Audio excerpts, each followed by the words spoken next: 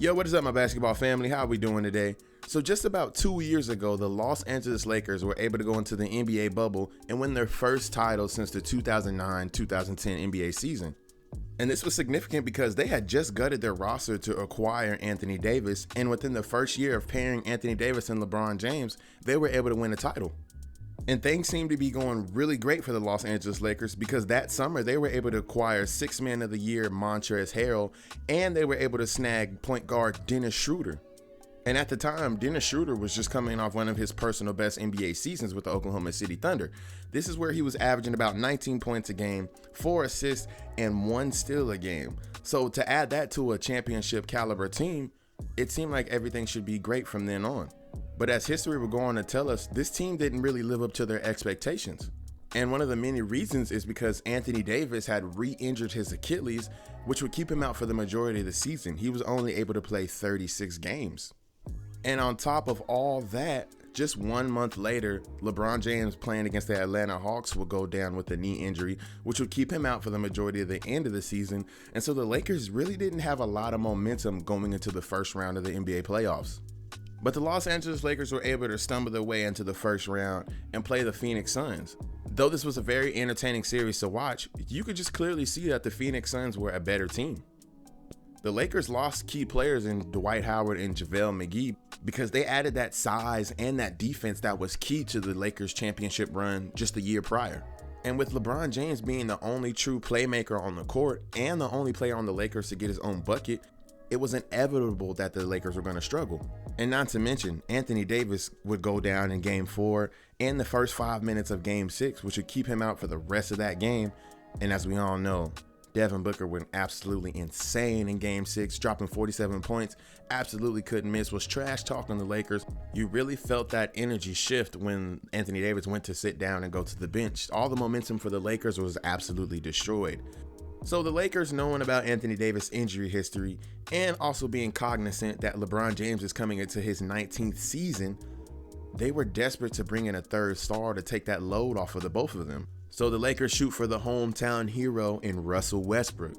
And I feel like from this point on, it's just kind of been downhill for the Los Angeles Lakers. Though Russell Westbrook is not a bad player, he was one of my favorite players at one time, I don't think he was a great fit for LeBron James, as we all know, and that everybody was saying when the trade went down. But these three names in Anthony Davis, LeBron James, and Russell Westbrook, they carried so much weight in the NBA world that I was still excited to see what they would do with this squad. And man, was it a disaster. Anthony Davis, of course, gets injured and only plays half of the games. Not even half. He plays 40 out of 82 game season. And though LeBron had a historic season averaging 30 points a game in his 19th season and passing Kareem Abdul-Jabbar for the most points total in NBA regular season and playoff history. And though all of that is great, it didn't really add up in any regular season wins. He had a couple 50-point games. Like I said, LeBron had an amazing season, but it was the rest of the Los Angeles Lakers that just kind of disappointed me. Because at this point, the team was supposed to be handed off to Anthony Davis. I think everybody had that general consensus. LeBron is damn near in his 20th year. Anthony Davis is an up-and-coming superstar. At the time, like I said, just about 2 years ago, he had beaten Jokic in the playoffs, and we had just seen Giannis get gentleman swept by the Miami Heat.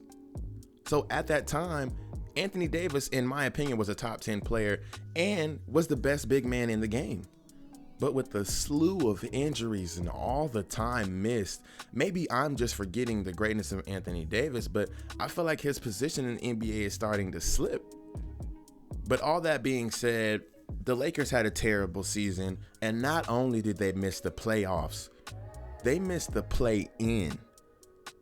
They weren't even a high enough seed to make it to the tournament, to make it to the playoffs. And this is a team paying almost $50 million in a luxury tax because of the contract of Russell Westbrook, Anthony Davis, and LeBron James, and they weren't able to make it into the play-in. I really just want you guys to soak that in. So now we're at a point where the Lakers are quietly but desperately trying to get rid of Russell Westbrook. And just recently, the Los Angeles Lakers offered Russell Westbrook in return for Buddy Hield and Miles Turner from the Indiana Pacers. The Pacers said no, but in return, they want Russell Westbrook and 2 first-round picks. I believe the 2027 and 2029 first-round pick. And I'm not a Lakers fan, so I can't speak for the Lakers, but Lakers fans, would you guys not do this in a heartbeat? If it was me, I would do this in a heartbeat. I would bring in the shooting of Buddy Hield, which they were supposed to get originally before they got Russell Westbrook. I would bring in Buddy Hield. You have a defender and a rebounder in Miles Turner. That's the role that he would play. And I feel like it would work beautifully. They have players coming up in the summer league. Like I've been watching Scottie Pippen Jr. He looks really good. I feel like he can be a pretty good rotational piece for them. And we also can't forget about the point guard Kendrick Nunn. Kendrick Nunn, he was injured, so he didn't get to play any of that 2021-2022 NBA season. But next year, I think he'll come back strong. When I seen him play on the Miami Heat, I was very impressed. He played his role. He can hit the three. He can slash. So the Los Angeles Lakers, I don't believe that they're a full lost cause, but they have a lot they need to work out. And of course, first, I think they just need to get rid of Russell Westbrook. Hey, no harm, no foul. I just think Russell Westbrook needs to be on a lower market team, you know, a team that isn't really contending for a title, and that somewhere that people would appreciate him. The Los Angeles Lakers, it's just not a good fit for Russell Westbrook, especially with the talent that they have now and the spotlight that's constantly on them.